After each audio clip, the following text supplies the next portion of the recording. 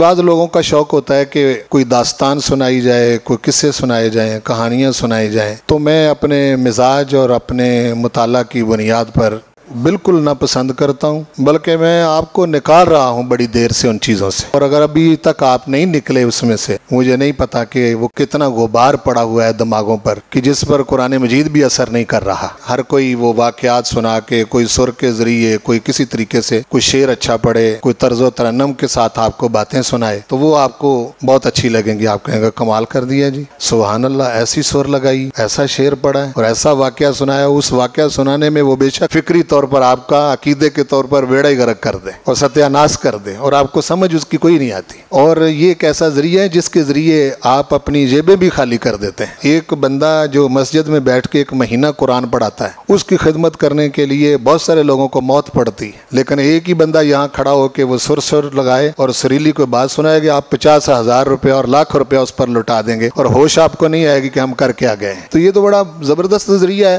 آپ لوگوں سے پیسے بٹورنے کا، اور آپ کو پہلے بھی چسکا اس کا پڑا ہوا ہے۔ تو ہم اگر حقیقت کی طرف نہ آپ کو لے کے جائیں اور اس کو عیان نہ کریں تو آپ سے مال بٹورنے کا یہ کوئی مشکل رستہ نہیں ہے، لیکن زندگی بہت تھوڑی ہے، موت قریب ہے۔ میں چاہتا ہوں کہ کوئی سچی باتیں آپ تک پہنچا دوں۔ فائدہ تو تب ہے کہ اپنی زندگیوں میں انقلاب پیدا کریں، خود سوچیں کہ ہم کہاں کھڑے ہیں، کدھر جا رہے ہیں، کیا کرنا چاہیے اور کیا ہونا چاہیے۔ کچھ باتیں ضروری ہیں، وہ اہل بیت کی محبت ہے اور حضور کریم صلی اللہ علیہ وسلم کے خاندان کے ساتھ محبت اور مودت والا معاملہ ہے، وہ ہمارے ایمان کا حصہ ہے۔ سیدنا امام حسین حق کی خاطر انہوں نے اپنی جان قربان کی، دوسری طرف یزید ہے اور یزیدی قوتیں ہیں۔ اگر ہم تاریخ کی روشنی میں اس واقعہ کا جائزہ لیں اور اس کو دیکھیں تو تاریخ لکھنے والے اور تاریخ پڑھنے والے دونوں طرح کے پائے جاتے ہیں۔ جو پڑھے لکھے لوگ ہیں، جو یوں سمجھیں کہ ریسرچ اور تحقیق کی دنیا کے لوگ ہیں، میں نے ان کو کہا تھا کہ کوئی بھی دنیا کی تاریخ کی کتاب ہے، وہ جو بیان کرنے والے ہیں، ان بیان کرنے والوں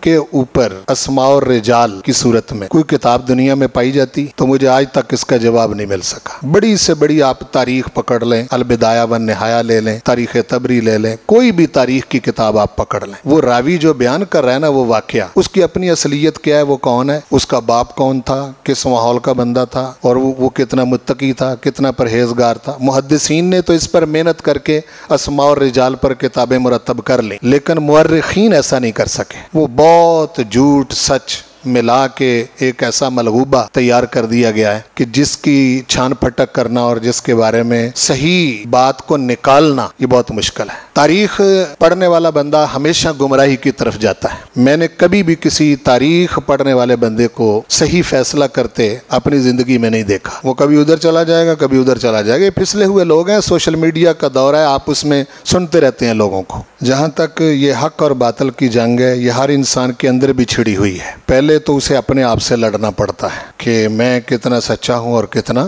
جھوٹا ہوں۔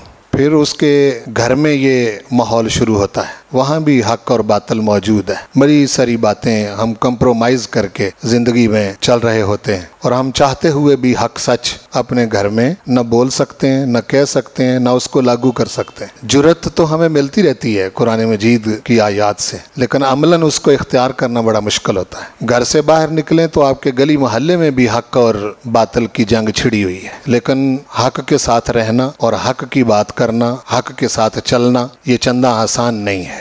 آپ ملکی لیول پر دیکھ لیں، وہاں بھی یہی صورتحال ہے۔ پھر بین الاقوامی سطح پر دیکھ لیں، وہاں بھی حق اور باطل کی جنگ ہی چھڑی ہوئی، اور قرآن مجید سارا بیان ہی اسی کا ہے۔